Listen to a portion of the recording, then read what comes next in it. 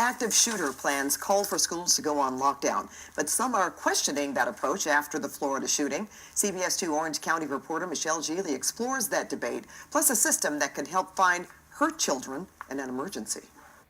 If you get out of the area, I think your chances are safer. Newport Beach police officer Gary Clementi protects students as a school resource officer. Information is now coming out of Florida that the gunman fired into 5 classrooms Wednesday. Officer Clementi helps teach kids and teachers at Corona Del Mar High School to always try to get away if faced with a similar situation. We want you to run IDACs. We want you to do something. Be proactive. We don't want you to be reactive. We don't want you to be passive. We want you to do something, and that depends on the scenario. If it's at the front of the school, it's probably appropriate to run.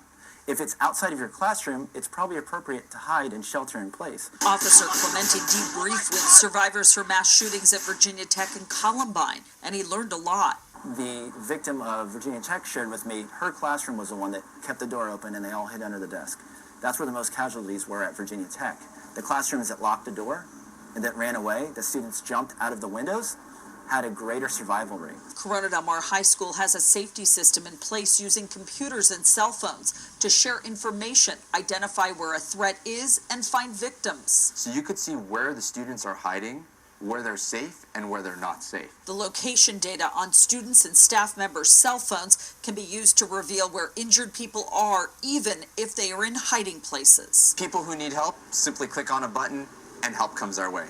Administrators, security, police, and emergency personnel are able to send out lockdowns and broadcast instructions with one touch. According to the FBI, the majority of active shooter incidents are over before law enforcement arrives. In Newport Beach, Michelle Geely, CBS 2 News.